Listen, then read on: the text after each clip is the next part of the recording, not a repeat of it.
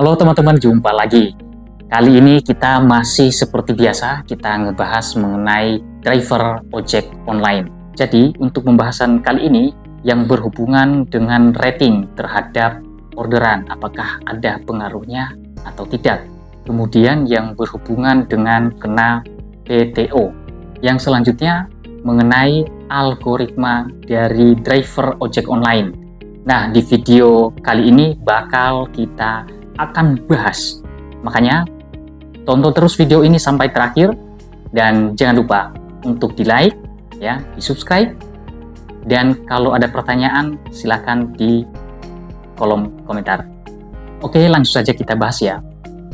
Pembahasan yang berhubungan dengan rating itu apakah ada pengaruhnya terhadap orderan.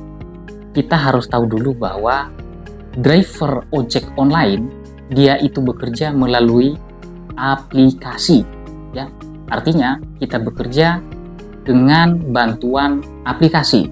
Nah, sekarang aplikasi juga menuntut kita untuk mematuhi dari aturan-aturan dari aplikasi tersebut ya. Maxim, Grab, Gojek, Shopee dan lain-lain lah, dengan menyelesaikan order sesuai dengan aplikasi. Rating bagus dan rating tidak bagus. Saya akan rubah istilahnya teman-teman menggunakan istilah akun ya. Jadi akun sehat sama akun sakit. Itu istilah saya ya teman-teman ya, supaya lebih gampang untuk memahaminya. Akun sehat atau rating bagus, peluang untuk mendapatkan penumpang itu lebih bagus. Kalau misalnya akun sakit atau akun tidak bagus, peluang untuk mendapatkan orderan itu lebih menurun dibandingkan dengan akun sehat. Akun yang satu adalah akun yang sehat, adalah orang yang sehat.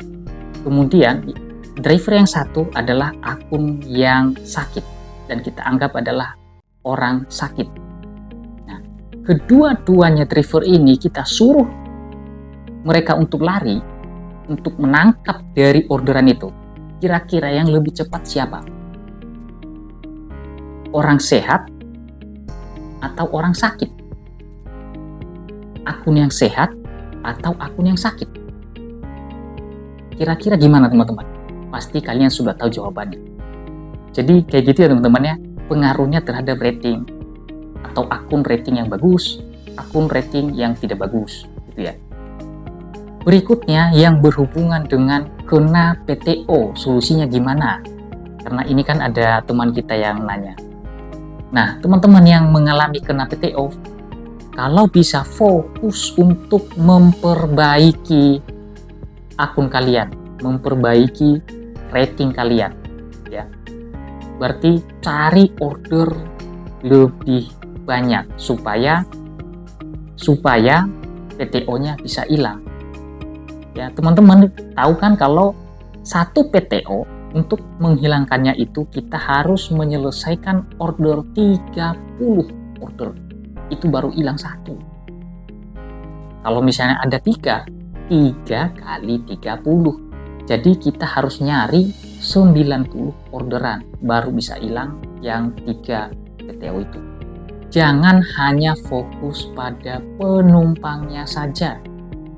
Kalau penumpangnya memang susah, bukan berarti nggak dapet ya, tapi susah. Karena apa? Kenapa bisa susah? Karena akunmu kalah dengan akun yang sehat. Kamu bersaing dengan akun yang sehat dan akunmu sakit. Kalau ada orderan di situ dan ada akun yang sehat, kita kalah sama akun yang sehat. Nah, di sini teman-teman saya menyarankan fokus pada delivery sama food and good. Itu cara yang alami teman-teman ya.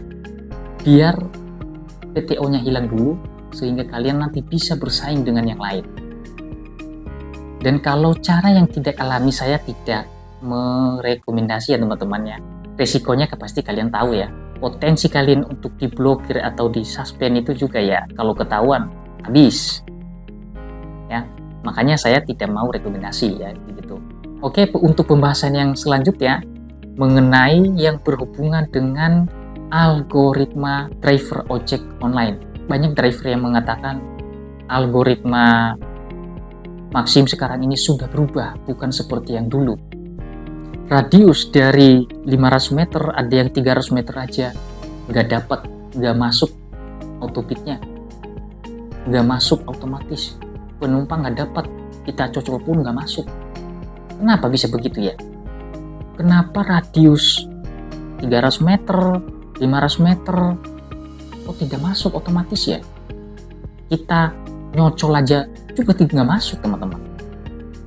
Berarti algoritma driver ini sudah berubah.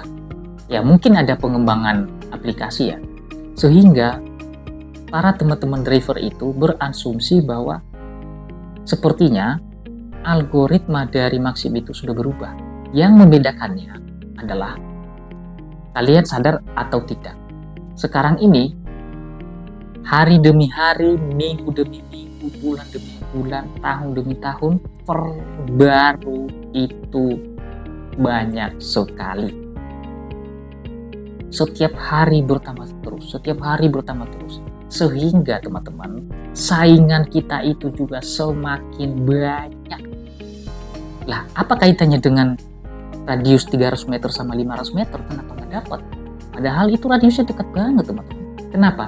Karena ada driver yang lebih dekat dengan CS atau penumpang atau order. Ada yang lebih dekat dari kita.